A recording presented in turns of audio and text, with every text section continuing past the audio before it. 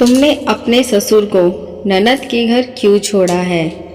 एक बार इस कहानी को ज़रूर सुनें। अगर अच्छी लगी तो चैनल को सब्सक्राइब ज़रूर करें। गौरी, तुम्हारे पापा जी कहीं दिखाई नहीं दे रहे हैं। शशि ने अगल बगल झांककर चारों तरफ देखकर कहा, क्योंकि जो गौरी के ससुर आते ही ड्राइंग रूम या आसपास कहीं पर भी दिखाई पड़ जाते थे, वो कहीं भी उसको नज़र नहीं आ रहे थे। शशि, पापा जी मानी दीदी के पास गए हुए हैं। गौरी ने शशि के प्रश्न का उत्तर देते हुए कहा। शशि उसकी दोस्त थी और गौरी की अच्छी मित्रों में शशि गिनी जाती थी। क्या कहा? शशि की आंखें आश्चर्य से फैल गई। अभी पिछली बार भी जब मैं आई थी तब भी अंकल जी वहीं पर थे। यार गौरी, ये तो तुम बहुत ज़्यादा गलत कर रही हो अंकल जी के साथ। क्या आंटी के जाते ही तुम्हारे अंदर उनके लिए प्यार व्यार सब समाप्त हो गया? पहले तो बड़ा पापा जी करती थी, अब ऐसा अचानक क्या हो गया?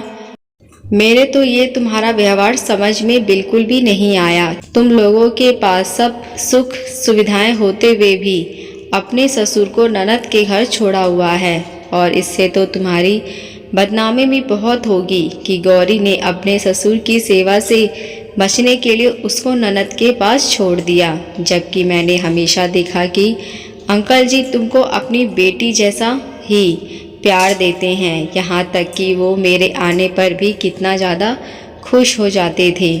मुझको भी तुम्हारी ही तरह स्नेह देते थे। शशि सब कुछ एक ही सांस में बोल गई। यार शशि, तुम नहीं समझोगी, लेकिन ये हम लोगों की बहुत बड़ी मजबूरी है। गौरी ने बहुत मायूस होकर कहा। ऐसी भी क्या मजबूरी गौरी, जो अपने ससुर का सम्मान के साथ नहीं रख सकी? ये तो बिल्कुल समझ से परे है। शशि को ये बिल्कुल भी अच्छा नहीं लग रहा था कि बेटे बहू के पास सकल सुविधाएं उपलब्ध हैं, फिर भी पिता बेटी के पास रह रहा है। शशि, 1 मिनट पहले मेरी बात सुन लो, फिर जो कुछ भी कहना होगा सो कह लेना। गौरी एकदम से रुहासी होकर बोली। उसकी आंखों में आंसू झिलमिल झिलमिल कर रहे थे। जरा मैं भी तो सुनूं कि आखिर तुम्हारी क्या मजबूरी है। शशि थोड़ा आक्रोशित होकर बोली, क्योंकि वो ऋत्विक यानी गौरी के ससुर का स्वभाव बहुत अच्छे से जानती थी। बहुत ही सुलझे और सरल व्यक्तित्व के स्वामी हरके के साथ बड़े प्यार से पेश आते, चाहे छोटा हो या बड़ा। शशि की मम्मी के इस दुनिया से चले जाने के बाद पापा जी ने तो बिल्कुल ही जीने की उम्मीद छोड़ दी थी। हर समय हताश निराश रोते रोते यही कहते कि भगवान मुझको भी चंदा के साथ ही अपने पास बुला लेता। क्यों चंदा हमको अकेला छोड़कर चली गई? मैं आखिर क्या करूँगा जीकर? हम लोग इनका ध्यान बटाने के लिए बहुत ज़्यादा कोशिश करते कि कहीं पापा जी डिप्रेशन में ना चले जाएं, लेकिन पापा जी इस दुख से बिल्कुल भी उभर नहीं पा रहे थे। यहाँ तक कि पापा जी की परेशानी की वजह से अनमोल भी बहुत ज़्यादा डिप्रेस रहने लगे थे। पापा जी तो अपने कमरे से बाहर ही नहीं निकलते थे, हर समय अपने आप को कमरे में ही बंद रखते और मम्मी जी की फ़ोटो के सामने बैठकर आंसू बहाया करते। उनका खाना भी बहुत ही कम हो गया था। खाने पीने के बेहद शौकीन पापा जी 1-2 रोटी खाकर ही खाने थाली के पैर छूकर उठ जाते। ऐसे में हम लोगों के मुंह में भी खाना नहीं जाता। ऐसे में मानी जीजी हम लोगों के लिए बिल्कुल मसीहा बनकर आई।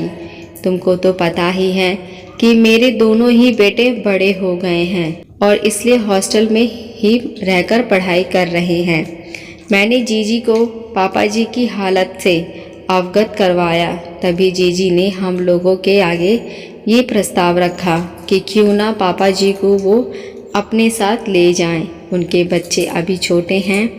बच्चों के साथ रहकर शायद पापा जी मम्मी जी के गम से बाहर निकल जाएं। पहले तो अनमोल ने बहुत मना किया कि समाज के लोग क्या कहेंगे। कि बताओ बेटा, बहू ने माँ के जाते ही पिता से आंखें फेर ली। गौरी, सोच लो, बहुत ज़्यादा बदनामी हो जाएगी, जैसा कि अभी तुमने रिएक्ट किया। लेकिन मैंने और मन्नी जीजी ने बहुत समझाने पर अनमोल राजी हो गए, लेकिन फिर पिताजी की जिद पर अड़ गए कि वो अपना घर बार छोड़कर कहीं नहीं जाएंगे। लेकिन उनको मनाना बहुत टेढ़ी खीर थी। लेकिन यहाँ पर भी जीजी ने किसी भी तरह से उनको मना ही लिया और जीजी उनको अपने साथ लेकर चली गई। जीजी भी जीजा जी के नौकरी के कारण परिवार से दूर ही रहती, उनको भी सहारे की ज़रूरत थी और जीजी का सोचना सही साबित हुआ। पापा जी बच्चों के साथ हंसते मुस्कुराते, खेलते कूदते, बच्चों के आगे पीछे घूमते, सब अपने स्वाभाविक स्वभाव में लौट आए। पता नहीं चला, अब तो पापा जी बहुत खुश रहने लगे कि ऐसा नहीं कि पापा जी यहाँ पर आते ही नहीं, लेकिन जब पापा जी यहाँ पर आते हैं तो फिर मम्मी जी की याद में परेशान होने लगते हैं। जीजी बच्चों का बहाना करके जल्दी फिर से बुला लेती हैं और पापा जी भी वहाँ जाने के आतुल दिखाई पड़ते हैं। और हाँ, अनमोल जीजी के अकाउंट में हर महीने थोड़ा बहुत पैसे जरूर ट्रांसफ़र कर देते हैं, क्योंकि जीजी के ऊपर अतिरिक्त बोझ ना पड़े। पहले जीजी ने इस बात के लिए आपत्ति जताई कि क्या वो पापा जी का भार उठाने में सक्षम नहीं हैं क्या, लेकिन जब अनमोल ने उनको अपनी तरह समझाया तब खैर वो भी मान गई। यानी मानो शशि हम लोगों को अपनी बदनामी से ज़्यादा पापा जी की सेहत और खुशी प्यारी है। हम लोगों को भी जब मौका मिलता तो पापा जी के पास 2-4 दिनों के लिए ज़रूर चले जाते हैं। रोज़ रोज़ रात में उनसे वीडियो कॉलिंग पर बात ज़रूर करते हैं। शशि, हम लोगों ने सही किया ना? मुझको तो यही लगता है कि पापा जी खुश तो हम और अनमोल भी खुश। ये सब कहते कहते गौरी की आंखों में आंसू झिलमिल कर रहे थे। गौरी, तुम लोगों ने सचमुच बहुत सही किया, क्योंकि पहले तो मुझको सचमुच बहुत ताज्जुब लगा कि तुम जैसी समझदार बहू ने ससुर की सेवा से मुंह मोड़ लिया, लेकिन तुम्हारे मुंह से हकीकत सुनकर सचमुच बहुत अच्छा लगा। काश हर बहू इतनी समझदार हो, जो अपने ससुर की खुशियों के लिए समाज की बदनामी सहने के लिए भी तैयार है। तुम सचमुच यार ग्रेट निकली, वरना बदनामी सहने के लिए कलेजा चाहिए। शशि गौरी का हाथ पकड़कर बोली और आंसू तो उसकी आंखों में भी झिलमिला रहे थे। यार गौरी, आज बिना चाय पिलाए भेजने का इरादा है क्या? बहुत बहुत गमगीन हो गया था, बस अभी फटाफट बनाकर लाई। भला अपनी चाय की इतनी फेवरेट दोस्त को बिना पिलाए कैसे भेज सकती हूँ? गौरी ने अपने आंसुओं को साड़ी के पल्लू से पोंछकर उठाते हुए कहा और वो भी रसोई में चाय बनाने के लिए चल दी। और शशि सामने चंदा की मुस्कुराती हुई फोटो को देखकर उसको मन ही मन नमन करने लगी। शायद अंकल के खुश होने से भी बहुत खुश नज़र आ रही थी। दोस्तों, क्या आप गौरी के विचारों से सहमत हैं या नहीं? लाइक और कमेंट्स के द्वारा अवश्य बताएं।